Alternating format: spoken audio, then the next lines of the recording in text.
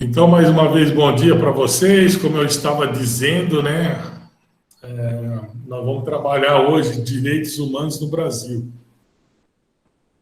Por que nós gosto de trabalhar essa temática aqui? Porque nós entramos numa fase que nós vamos perceber a nossa condição como ser humano, desigualdade no Brasil.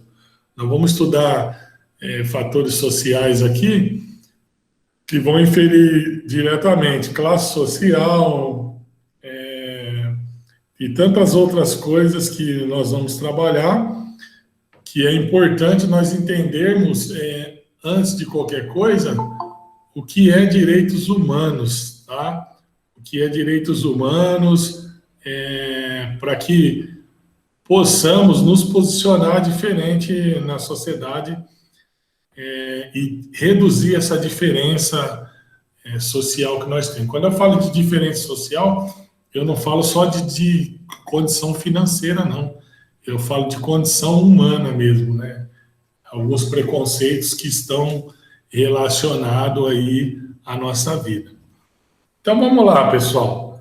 Em 1946, a Organização das Nações Unidas, a ONU, criou o Comitê de Direitos Humanos, responsável pela relação da Declaração dos Direitos Humanos, documento que conseguiu expressar uma visão de mundo até hoje atual, desejada pela comunidade internacional. Então, o que nós vivíamos aí nesse período? Nós vivíamos períodos de guerra, né?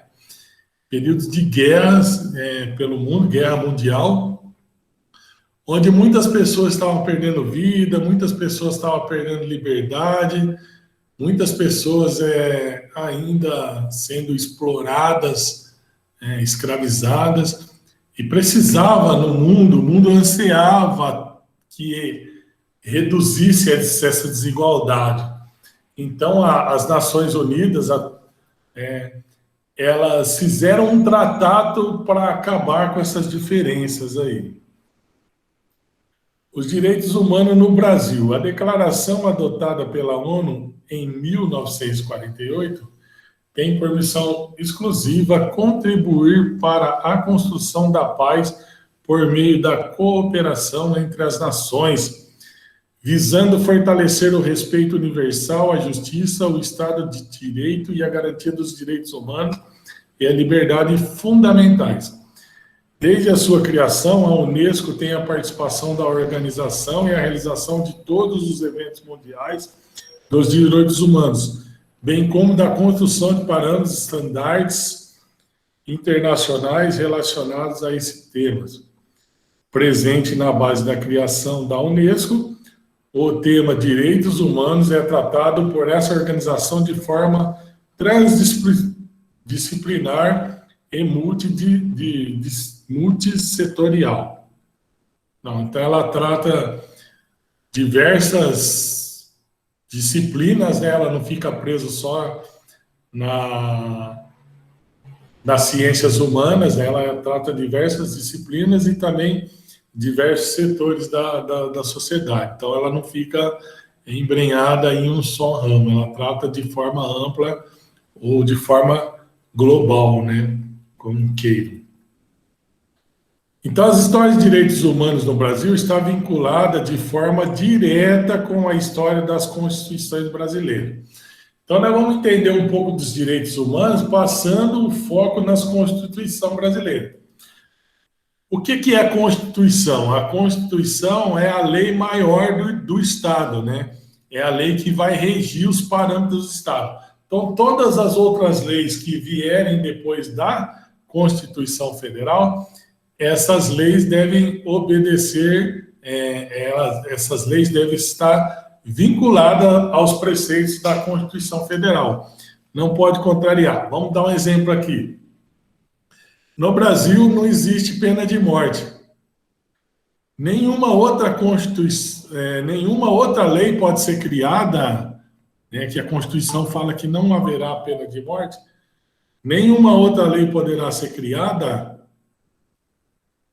dizendo assim, a partir de hoje, no Brasil haverá pena de morte para os crimes tal. Não pode. deve haver a revogação da Constituição para que se haja pena de morte no Brasil. Portanto, para falarmos a respeito de tal assunto, abordaremos brevemente a história das várias constituições no Brasil e a importância que as mesmas deram aos direitos humanos. Então, vamos lá. Um pouquinho de história aí das nossas constituições brasileiras. A primeira Constituição brasileira já surgiu provocando o repúdio de inúmeras pessoas. Falamos da Constituição Imperial de 1824. Olha, se você pegar essa data aqui de Constituição, nós vamos ver que nós estávamos em pleno regime imperial, e ainda aqui em 1824, nós tínhamos a escravidão no Brasil, né? Que foi otorgada após a dissolução da Constituinte, razão da rejeição em massa que acarretou protesto em vários estados brasileiros, como em Pernambuco, Bahia, Ceará, Paraíba e Rio Grande do Norte. Então, de acordo com a Constituição Imperial Brasileira de 1824, a inviolabilidade dos direitos civis e políticos baseava na liberdade, na segurança individual e, como não poderia deixar de ser, na propriedade. Então, essa primeira Constituição, ela velou aí pelos direitos civis e políticos. Ainda não tínhamos nessa Constituição os direitos sociais, era só civil e político, e baseava na liberdade, na segurança individual e, como não poderia deixar de ser, na propriedade. Ela valorizou o direito à propriedade. Então, a valorização do direito de propriedade foi dada aí com essa Constituição. Então, a história dos direitos humanos no Brasil está vinculada de forma direta com a história das Constituições brasileiras.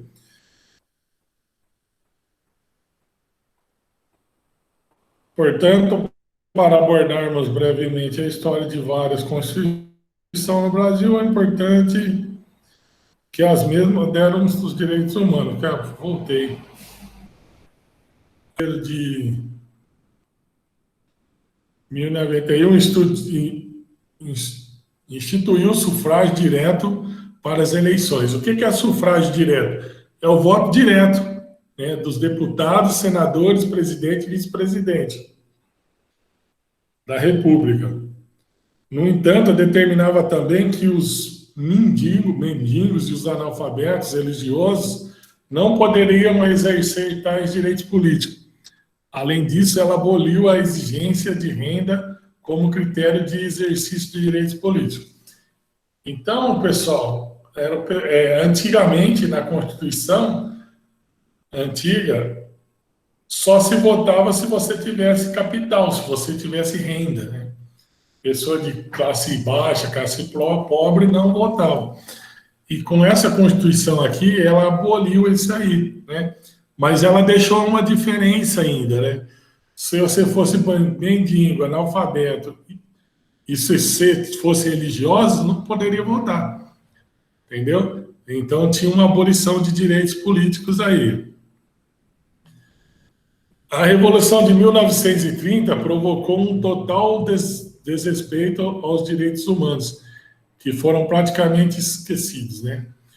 O Congresso Nacional e as câmaras municipais foram dissolvidos, a magistratura perdeu as suas garantias, suspenderam as franquias constitucionais e habeas corpus, e ficou restrito aos réus ou acusados o processo de crimes comuns. Então, nós perdemos aqui direitos.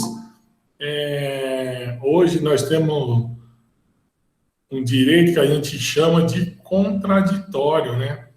Todo mundo que é processado, toda pessoa que é processada, ela tem direito de defesa. E aqui se Bom dia, senhor. Bom dia. E aqui se perdeu esses direitos aí por causa... E aí todo mundo era processado por crime comum, não havia diferenciação. Não foram poucos os que se rebelaram contra essa prepotência, culminando com a Revolução Constitucionalista de 1932, que acarretou na nomeação pelo governo provisório de uma comissão para elaborar projeto de Constituição. Comissão essa que, por reunir-se no Palácio Itamaraty, recebeu o nome de Comissão Itamaraty. A participação popular, no entanto, ficou demais reduzida em razão da censura à imprensa. Bom, entretanto, apesar dessa censura, a Constituição de 34 estabeleceu algumas franquias liberais, como, por exemplo, determinou que a lei não poderia prejudicar o direito adquirido, o ato jurídico perfeito e a coisa julgada. O que é isso? Direito à saúde é um direito adquirido, então o Estado não pode, de repente, falar: a partir de hoje eu acabei com o SUS, não vou mais fornecer saúde. Todo mundo que quiser faça seu convênio médico, não pode, porque é o direito adquirido. Ato jurídico perfeito, né? É aquilo que está vinculado em lei, né? Aquilo que já foi decidido juridicamente. Então, isso também não pode ser prejudicado. E a coisa julgada. O que é a coisa julgada? Você entra com um processo, você vai discutir determinado fator, depois que tem uma sentença que decidiu aquilo e que não cobre mais recurso, é chamado de coisa julgada. Então, aquilo que foi decidido naquela sentença não pode ser mais prejudicado. Então, ele vedou a pena de caráter perpétuo, proibiu a prisão por dívidas, multas ou custos, e criou assistência judiciária para os necessitados. Assistência essa que ainda hoje não é observada por grande parte dos estados brasileiros. Instituiu a obrigatoriedade de comunicação imediata de qualquer prisão ou detenção ao juiz competente para que relaxasse ser ilegal, promovendo a responsabilidade da autoridade coatora, além de várias outras franquias estabelecidas. Por quê, pessoal? Nós estávamos dentro do período militar aqui. Então, os militares, todos que se rebelaram contra o regime, eles prendiam as pessoas e não davam satisfação para o juiz. Quantas pessoas desapareceram na história brasileira e que os familiares não souberam do paradeiro deles por causa que não se davam aí o devido...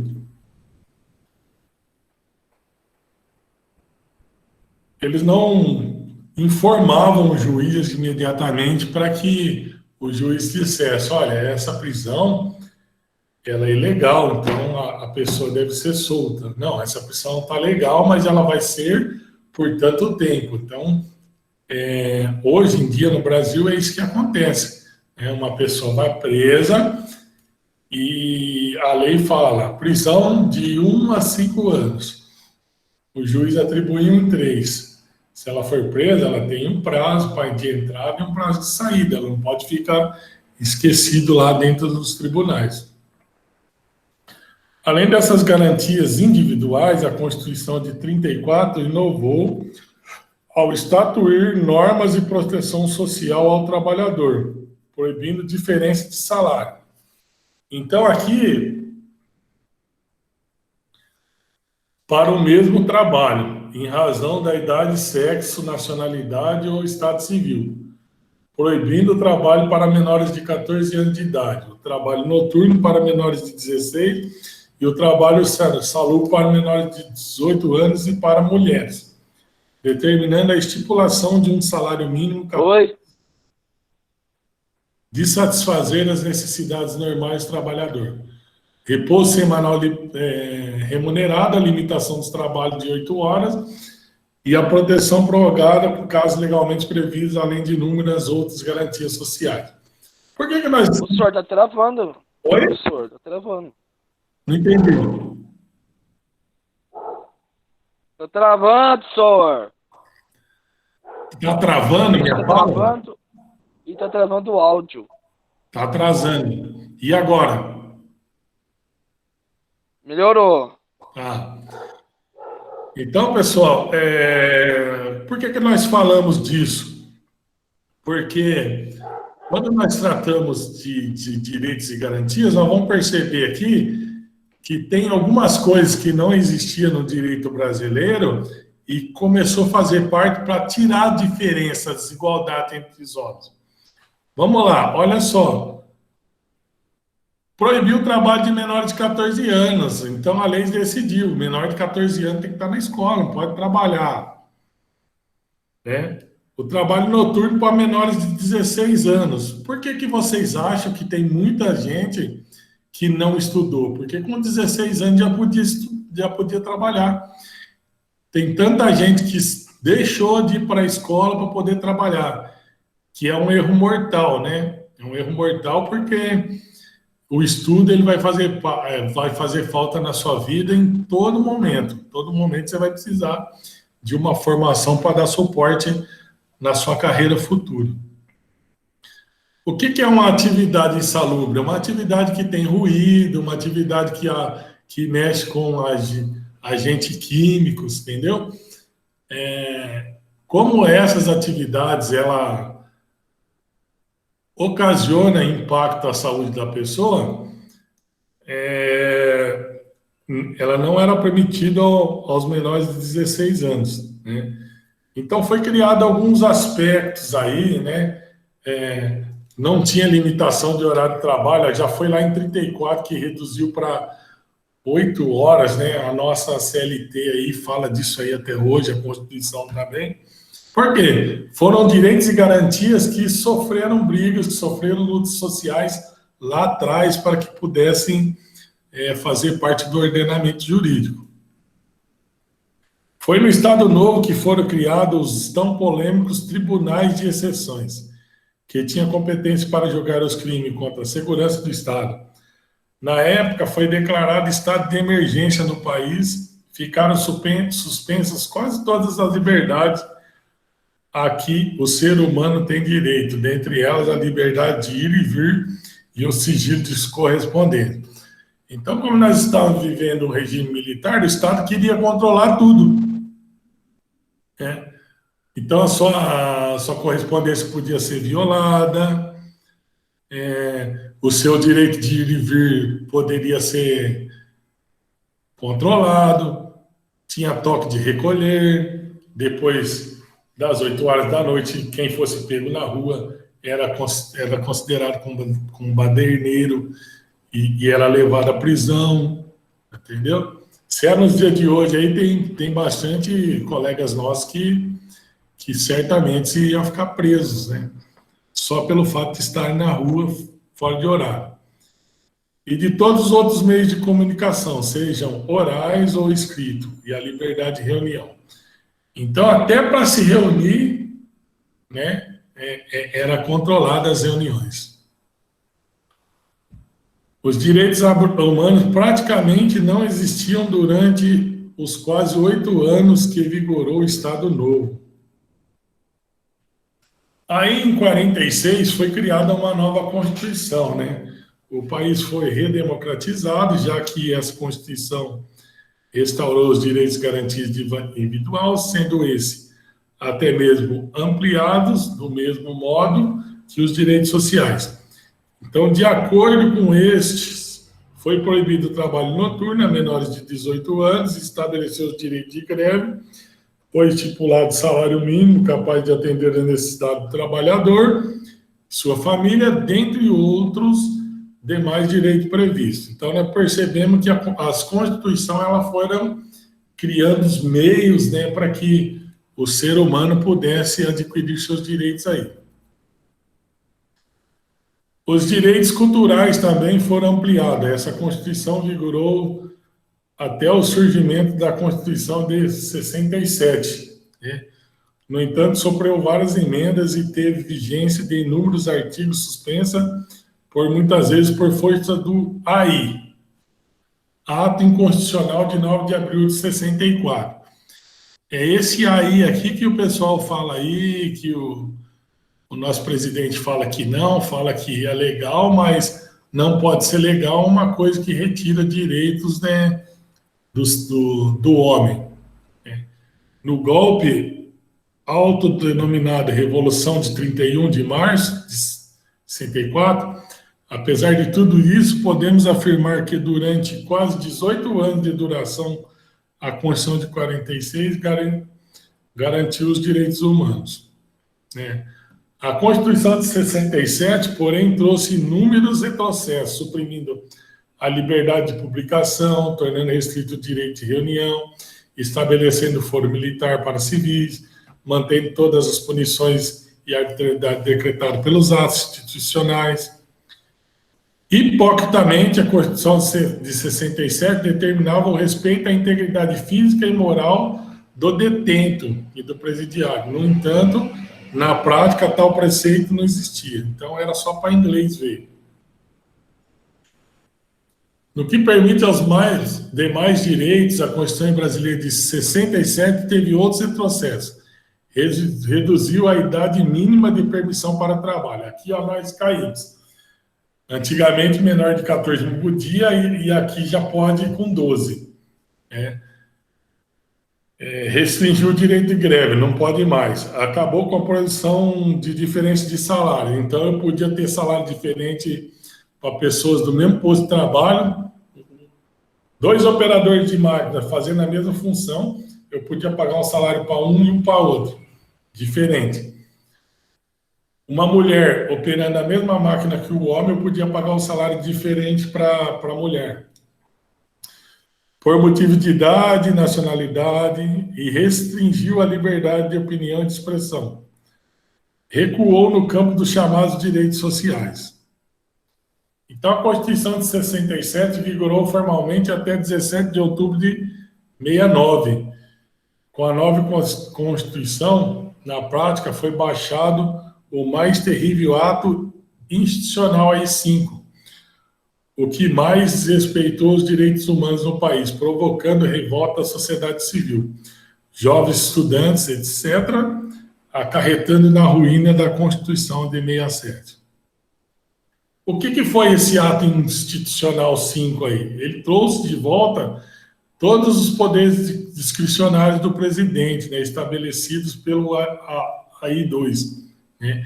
Além de ampliar tais arbitrariedade, dando ao governo a prerrogativa de confiscar bens, suspendendo inclusive os habeas corpus nos casos de crimes políticos contra a segurança nacional e a ordem econômica e social e a economia popular. Então, foi uma baderna, né?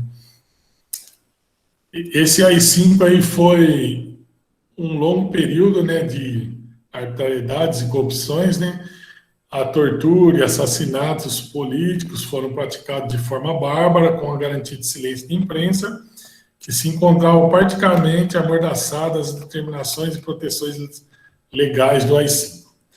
Tanto foi assim que a Constituição de 69 somente começou a vigorar com a queda do AI-5, né? Em 1978. Você cria uma Constituição em 69, mas ela cria depois que se cai o AI-5 em 1978. Então, a Constituição de 69 retroagiu ainda mais, já que teve incorporado ao seu texto as medidas autoritárias dos atos institucionais. Não foram respeitados aqui os direitos humanos.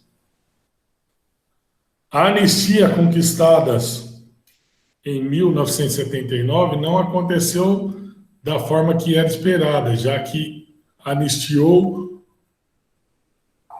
em nome do regime até mesmo criminosos e torturadores. No entanto, representou uma grande conquista do povo. Por quê, pessoal? Quando você confrontava o governo, confrontava o poder, nessa época, teve muita gente que foi exilada do Brasil, foi mandada embora do Brasil, né? Teve que ficar fora da sua própria prática. E quando cai, quando se derruba esse ato, né, institucional, o que acontece? Ele representa uma grande conquista para o povo, porque você tira esses excessos, né, essas coisas que em nada contribuíram para o país, né? Muita gente fica gritando, querendo de volta os militares no governo. dessa forma que governaram, não quero nem. E aí nós chegamos na nossa Constituição atual, né? A nossa Constituição atual, ela é considerada como a Constituição cidadã. Cidadã. Muita gente fala besteira aí, fala que a Constituição só tem direitos, quando na verdade não, a Constituição é cheia de direitos e deveres, né? Direitos e deveres. Fato é esse que nós conseguimos enxergar na nossa sociedade que, contrariado a alguns de nossos deveres, nós sofremos algum tipo de punição aí, seja ela uma punição social, uma punição moral, ou pode acarretar até mesmo numa punição de perda da liberdade. Então, a Constituição de 88 veio para proteger, talvez tardiamente, os direitos do homem. Tardiamente, porque isso poderia ter se evitado na Constituição de 1946, que foi uma bela Constituição, mas que logo em seguida foi derrubada com a ditadura. E por isso que Ulisses Guimarães afirmava que a Constituição de 88 era uma Constituição cidadã, porque ela mostrou que o homem tem dignidade, dignidade essa que precisa ser resgatada e que se expressa politicamente como cidadania. Então, se você tiver com seu caderno aí, anotem aí. A Constituição de 1988, ela priva pela dignidade da pessoa humana. Então, por privar pela dignidade da pessoa humana, ela traz alguns princípios, né? Liberdade, igualdade e fraternidade. Liberdade, igualdade e fraternidade. Então, são um dos princípios da Constituição brasileira que tentou aproximar, tentou desigualar as pessoas, né? Na verdade, nós vamos estudar em outras aulas alguns confrontos sociais que não permitem ainda que haja uma igualdade plena, né? O problema da dignidade da Constituição humana vem tratado na Constituição de 1988, já no preâmbulo, quando este fala da inviolabilidade à liberdade. Depois, no artigo 1º, com os fundamentos, e ainda no inciso 3º, a dignidade da pessoa humana. Mais adiante, o artigo 5º, quando fala da inviolabilidade, o direito à vida, à liberdade, à segurança e à liberdade. Então, não pode ser violado, ou seja, não pode ser restringido o direito à vida, a liberdade, a segurança e a igualdade. Então, quando nós falamos isso aqui, a Constituição ela já preparou para que não houvesse pena de morte no Brasil. Então, a vida seria protegida acima de tudo. A liberdade também protegida acima de tudo. E a segurança e a igualdade. A Constituição de 88 fixou os direitos humanos como um dos princípios que deve reger as relações internacionais do Brasil. No artigo 4, inciso 2, o texto reconhece ainda como tendo status constitucionais os direitos e garantias contidos nos tratados internacionais ratificados pelo Brasil, que não tenha sido incluído no artigo 5º. Então, hoje, nós vamos ter uma reunião com as Nações Unidas para tratar sobre direitos humanos. Então, tudo que ficar decidido nesse momento lá nas Nações Unidas a respeito de direitos humanos, e mesmo não estando na Constituição, ele entra com caráter de constitucionalidade e começa a fazer parte do ordenamento jurídico, né? O Brasil é o signatário dos mais importantes tratados internacionais dos direitos humanos, tanto na esfera da ONU como da OEA. entre os quais o Pacto Internacional de Direitos Civis e Políticos e o Pacto Internacional de Direitos Civis e Econômicos, Sociais e Culturais, a Convenção contra a Tortura e outros tratamentos ou penas cruéis, desumanos ou degradantes, e a Convenção Americana dos Direitos Humanos. Os países não têm reserva a qualquer desses instrumentos jurídicos. Então, nós percebemos que o Brasil ele foi tirando, né, os resquícios aí e começou a melhorar. Quando a gente vamos falar de direitos sociais aqui no Brasil, nós vamos ver que hoje nós estamos exercendo um dos direitos sociais, descrito lá no artigo 6º, que é o direito à educação. A educação. Algo que não era vinculado para todas as pessoas, que era restrito somente para as pessoas de classe média, alta, vamos dizer assim, por burguês, e que começa a atingir as classes mais pobres de acordo com a Constituição. Eu, falar a verdade para vocês, vocês têm motivo para agradecer de montão, porque se vocês tivessem nascido 50 anos atrás, talvez nesse momento, ao invés de se vocês se preocuparem com a formação de vocês estariam numa lavoura com seus pais, trabalhando, porque o trabalho era permitido. Entendeu? Não tinha limitação de hora. Entrava às 6, 7 horas da manhã, saía no final da tarde. Era um trabalho pesado, um trabalho penoso. Sol, né, senhor? Sol. Se vocês fizerem uma pesquisa com alguns pais de vocês vão ver que em termos de condições, né, de oportunidade, muitos de vocês tiveram mais do que eles. Eu costumo falar que eu fui uma pessoa afortunada, né? Sortuda. Por que eu fui sortuda?